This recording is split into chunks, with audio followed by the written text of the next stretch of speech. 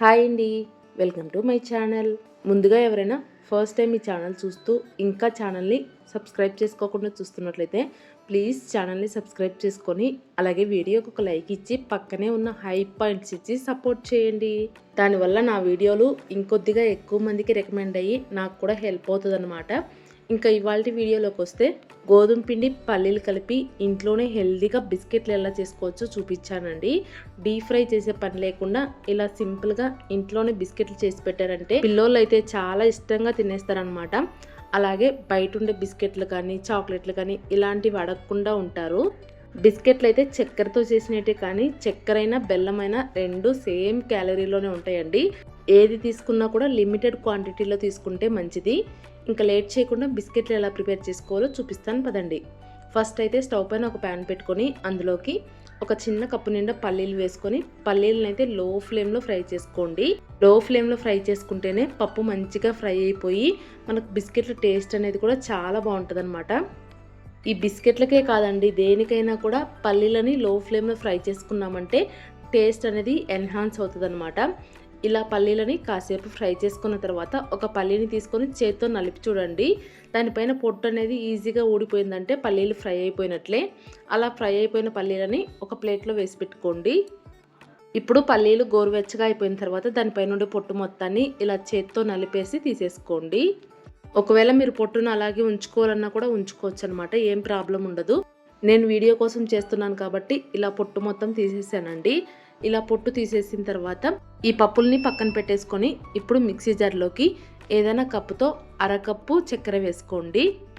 ముందుగా చెప్పినట్లు చక్కెరైనా బెల్లమైనా ఏదైనా కూడా క్యాలరీ పరంగా అయితే సేమ్ ఉంటుందండి. సో లిమిటెడ్ క్వాంటిటీలో తీసుకోవడం మంచిదన్నమాట. అలాగే చక్కెరతో అయినా కూడా ఇలా ఇంట్లో చేసుకున్నామంటే ఇంకొద్దిగా హెల్దీగా ఉంటుంది. ఇప్పుడు ఆ చక్కెరని కొద్దిగా ఫైన్ పౌడర్ లాగా మిక్సీ పట్టేసుకొని అందులోకి మనం వేయించుకున్న పల్లీలని కొద్దిగా మిగిల్చుకొని మిక్సీ జార్లోకి వేసుకొని వాటిని కూడా ఇలా ఫైన్గా మిక్సీ పట్టేసుకోండి. మిగిల్చుకున్న పల్లీలని తర్వాత బిస్కెట్లలో వాడుకుంటామండి, వాటిని అయితే పక్కన పెట్టేసుకోండి.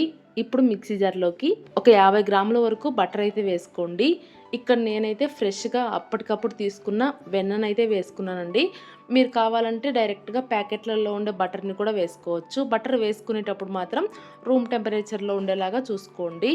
ఇలా బటర్ వేసుకున్న తర్వాత మళ్ళీ ఒకసారి మిక్సీ పట్టుకున్నారంటే ఇలా పేస్ట్ లాగా రెడీ అయిపోతుంది. చూస్తున్నారు కదా, మనకు ఆల్మోస్ట్ పీనట్ బటర్ ఎలా ఉంటుందో అలాగే రెడీ అయిపోతుంది అనమాట.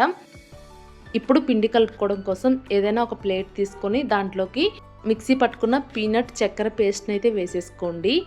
ఇలా పేస్ట్ మొత్తం వేసేసుకున్న తర్వాత ఇప్పుడు అందులోకే మనం ఏ కప్పుతో అయితే చక్కెర తీసుకున్నామో దాంతోనే నిండుగా ఒక కప్పు గోధుమ పిండి అయితే తీసుకోవాలి. ఇక్కడ గోధుమ పిండి ప్లేస్లో మీరు కావాలంటే మైదా పిండి కూడా వాడుకోవచ్చు. గోధుమ పిండి వేసుకున్న తర్వాత ఇప్పుడు అందులోకి మనం పక్కకు తీసుకున్న పల్లీలు ఉన్నాయి కదా, వాటిని కొద్దిగా కచ్చాబిచ్చాగా దంచుకొని వేసుకోండి. అలాగే ఆ పల్లీలలో కూడా కొన్ని పల్లీలని మిగిల్చుకొని వేసుకోండి. అలాగే ఒక 2 టేబుల్ స్పూన్ల బొంబాయి రవ్వ కూడా వేసుకోండి. నా దగ్గర అయితే ఆ వీడియో క్లిప్పింగ్ మిస్ అయిపోయిందండి. ఇంకా 1/2 స్పూన్ వంట సోడా, 1/2 స్పూన్ బేకింగ్ పౌడర్ కూడా వేసుకొని ఇప్పుడు అన్నీ మిక్స్ అయిపోయేలాగా ఇలా వేళ్ళతో కలిపేసుకోవాలి. బిస్కెట్లకు కలుపుకునేటప్పుడు ఎప్పుడైనా కూడా పిండి మొత్తాన్ని గట్టిగా పిసుకుతూ కలపకూడదండి, జస్ట్ ఇలా వేళ్ళతో కలుపుకోవాలన్నమాట. ఇలా ఫస్ట్ ఏమీ యాడ్ చేయకుండా ఆ పీనట్ బటర్లో ఉండే తేమతోనే పిండి మొత్తాన్ని బాగా కలిపేసేయండి. అలాగే మీ దగ్గర ఉంటే కనుక కొద్దిగా ఇలాచీ పౌడర్ కూడా వేసుకోవచ్చండి. నా దగ్గర ఇలాచీ పౌడర్ లేక వేసుకోలేదనమాట. ఇలా మొత్తం అంతా కలిపేసుకున్న తర్వాత ఇప్పుడు అందులోకి కొద్దిగా పాలు వేసుకుంటూ కలుపుకోవాలి. పాలు అయితే ఎక్కువగా పట్టవండి, సో చూసుకొని వేసుకొని కలిపేసుకోండి. ఇక్కడ పాలు పచ్చివైనా పర్వాలేదు, లేదంటే కాచి చల్లార్చిన పాలైనా పర్వాలేదండి. ఇలా కొద్దిగా పాలు వేసుకుంటూ ముద్దలాగా కలిపేసుకోండి. పిండిని కలుపుకునేటప్పుడు మాత్రం లూజ్ అవ్వకుండా చూసుకుంటూ జాగ్రత్తగా కలిపేసుకోండి. ఫైనల్గా పిండి మొత్తం కలిపేసుకున్న తర్వాత ఇలా ముద్ద విరిస్తే మీకు చూపిస్తున్నాను చూడండి, ఇలా ఉండాలన్నమాట. ఇలా అయిపోయిన తర్వాత ఇప్పుడు బిస్కెట్లు ప్రిపేర్ చేసుకోవడం కోసం పిండి ముద్దలో నుంచి కొద్దిగా పిండిని తీసుకొని రౌండ్ షేప్లో చేసేసుకోవచ్చు. ఇక్కడ నేనైతే అన్ని బిస్కెట్లు ఒకటే ఈక్వల్ క్వాంటిటీలో రావడం కోసం ఇలా ఒక స్పూన్ తీసుకొని దాంతో ఇలా మెజర్మెంట్ లాగా తీసుకుంటున్నానండి. ఇలా తీసుకున్నామంటే అన్ని బిస్కెట్లు కూడా ఒక్కటే క్వాంటిటీలో ఒకటే సైజులో వస్తాయి అన్నమాట. ఇలా తీసుకున్న తర్వాత ఇప్పుడు ఆ పిండి ముద్దను వీడియో క్లిప్లో చూపించిన విధంగా చేత్తో రౌండ్ బాల్ లాగా చేసుకొని ఆ తర్వాత బిస్కెట్ల షేప్లో చేసుకున్నానండి. మీకు కావాలంటే ఇలా ప్లెయిన్గా కాకుండా పైన ఏదైనా డిజైన్ లాగా కూడా వేసుకోవచ్చు అనమాట. నేనైతే ప్రస్తుతానికి ప్లెయిన్గానే చేస్తున్నానండి. ఇలా అంతా కూడా రౌండ్గా వచ్చేలాగా చేత్తో నొక్కుంటూ బిస్కెట్ల షేప్లో చేసేసుకోండి. బయట ప్యాకెట్లలో కొనే బిస్కెట్ల లాగా రాకపోయినా కూడా చాలా టేస్టీగా ఉంటాయండి. ఎంతైనా కూడా మన ఇంట్లో చేసుకున్నామంటే అదొక సాటిస్ఫాక్షన్ కదా. బయట కొనే వాటిల్లో ఎన్ని ప్రిజర్వేటివ్స్ కలుపుతారో. సో ఇలా ఇంట్లోనే పిల్లలకైతే హెల్తీగా చేసి పెట్టండి. ఇలా రౌండ్ షేప్లో చేసి పెట్టుకున్న తర్వాత ఇప్పుడు దానిపైన పక్కకు తీసి పెట్టుకున్న పల్లీలని ఇలా ఒక 2-3 పెట్టేసుకోండి. చూడ్డానికి బాగుంటాయి. ఇంకా పిల్లోళ్ళు తినేటప్పుడు ఆ పల్లీలను కూడా తినేస్తారనమాట.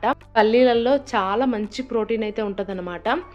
ఇలా రౌండ్గా చేసేసుకొని అన్నింటినీ ఒక ప్లేట్లో పెట్టేసుకోండి. ఇలాగే మిగిలిన పిండిని కూడా బిస్కెట్ల లాగా చేసేసుకొని పెట్టేసుకోండి. ఇలా కాస్త ఓపిక చేసుకొని చేసి పెట్టామంటే పిల్లోళ్ళు అయితే చాలా హ్యాపీగా ఫీల్ అయిపోతారనమాట. ఇప్పుడు బిస్కెట్లు బేక్ చేసుకోవడం కోసం ఇక్కడ నేనైతే బిస్కెట్లని ఇడ్లీ పాత్రలో బేక్ చేస్తున్నానండి. దానికోసం ఇడ్లీ ప్లేట్లు తీసుకొని దానికి కొద్దిగా ఆయిల్ కానీ నెయ్యి కానీ వేసుకొని అప్లై చేసేసుకోవాలి. మీరు కావాలంటే అవెన్లో అయినా ఓటీజీలో అయినా బేక్ చేసుకోవచ్చు. నా దగ్గర కూడా అవెన్ ఉంది, కానీ ప్రస్తుతానికి ఇంట్లో బటర్ పేపర్ లేదు. ఇంకా బటర్ పేపర్ లేదని ఇలా డైరెక్ట్గా స్టవ్ పైనే బేక్ చేస్తున్నానండి. లేదంటే అవెన్లోనే బేక్ చేసేదాన్ని. ఇలా ఇడ్లీ ప్లేట్లు అన్నింటికి కూడా ఆయిల్ రాసుకున్న తర్వాత ఇప్పుడు అందులో చేసి పెట్టుకున్న బిస్కెట్లను అయితే పెట్టేసుకోవాలి. ఇలా ఒక ప్లేట్ మొత్తానికి పెట్టేసుకున్న తర్వాత ఇంకొక ప్లేట్కి కూడా పెట్టుకొని పైనుంచి ప్లేట్ పెట్టేటప్పుడు ఒక బిస్కెట్ పైన ఇంకొక బిస్కెట్ రాకుండా కొద్దిగా ఆపోజిట్లో పెట్టండి. పెట్టేటప్పుడు చూసుకొని పెట్టుకున్నారంటే ఒక బిస్కెట్కు ఇంకొక బిస్కెట్ అంటుకోకుండా ఉంటుందండి. అంటే మనం బేక్ చేసేటప్పుడు బిస్కెట్లు ఉబ్బుతాయి కదా, అలాంటప్పుడు ప్లేట్కి అంటుకుపోయే ఛాన్సెస్ ఉంటాయి అన్నమాట. సో ఇలా చూసుకొని ఆపోజిట్లో పెట్టుకున్నారంటే అంటుకోకుండా ఉంటాయి. ఇలా బిస్కెట్లు అన్నింటినీ రెడీ చేసుకొని పక్కన పెట్టేసుకోండి. ఇప్పుడు స్టవ్ పైన మందంగా ఉండే గిన్నె ఒకటి పెట్టుకొని దాన్ని 15 నిమిషాల పాటు ప్రీహీట్ చేసుకోవాలి. అలా ప్రీహీట్ చేసుకున్న తర్వాత మనం రెడీ చేసి పెట్టుకున్న ఇడ్లీ స్టాండ్ను అయితే అందులో పెట్టేసి మూత పెట్టుకొని లో టు మీడియం ఫ్లేమ్లో బేక్ చేసుకోవాలన్నమాట. బిస్కెట్లు బేక్ అయ్యేదానికి ఇంత టైం అని చెప్పేదానికంటే కూడా ఇలా మధ్య మధ్యలో చెక్ చేసుకుంటూ ఉంటే బెటర్ అండి. అంటే ఒక్కొక్కరి స్టవ్ ఒక్కొక్కలాగా ఉంటుంది కదా. సో దాన్ని బట్టి చూసుకుంటూ బేక్ చేసుకోవాలన్నమాట. ఇక్కడ నేనైతే ఫస్ట్ ఒక 10-15 నిమిషాల తర్వాత చెక్ చేసుకున్నానండి. బిస్కెట్లు అయితే ఇంకా మెత్తగానే ఉన్నాయి అన్నమాట. మళ్ళీ అలాగే వదిలేసి ఒక 30-35 మినిట్స్ బేక్ చేసుకున్నా. అలాగే బేక్ చేసుకునే మధ్యలో అయితే ఇడ్లీ ప్లేట్లని పైకి కిందికి మార్చుకున్నానండి. అలా మార్చుకున్నామంటే అన్ని బిస్కెట్లు కూడా ఈవెన్గా బేక్ అయిపోతాయి అన్నమాట. ఇలా బిస్కెట్లు అన్నీ కూడా చక్కగా బేక్ అయిపోయిన తర్వాత కలర్ చేంజ్ అయిపోతాయి చూడండి. ఇంకా మెత్తగా కూడా ఉండవు అనమాట. అలా చూసుకొని స్టవ్ ఆఫ్ చేసేసుకొని కిందికి దించేసుకోవాలి. అంతేనండి, సింపుల్గా గోధుమ పిండి పల్లీలతో బిస్కెట్లు అయితే రెడీ అయిపోయినాయి. చూసారు కదా బిస్కెట్లు ఎంత బాగా వచ్చినాయో. అంటే బయట ప్యాకెట్లలో దొరికే వాటిలాగా రాకపోయినా కూడా టేస్ట్ మాత్రం సూపర్గా ఉన్నాయండి. మనం బటరు ఇవన్నీ వేస్ట్ చేసాం కాబట్టి చాలా చాలా బాగున్నాయి అన్నమాట. మీరు షుగర్ తినకుండా ఎంత కంట్రోల్ చేద్దామన్నా కూడా పిల్లోళ్ళు అయితే అస్సలు ఉండలేరండి. సో అదేదో బయట తెచ్చిచ్చే బదులు ఇలా ఇంట్లో చేసి పెట్టామంటే కాస్త హెల్దీగా ఉంటుంది కదా షుగర్తో చేసినా కూడా. సో ఈ బిస్కెట్లని మీరు కూడా ఒకసారి ట్రై చేయండి. బిస్కెట్లు అయితే క్రంచీగా చాలా బాగున్నాయి అన్నమాట. మీకు ఇక్కడ ఒక బిస్కెట్ని తుంచి కూడా చూపిస్తున్నాను చూడండి ఎంత క్రంచీగా ఉన్నాయో. మీరు ట్రై చేసి మీకు ఎలా వచ్చాయనేది ఖచ్చితంగా కామెంట్ చేసి చెప్పండి.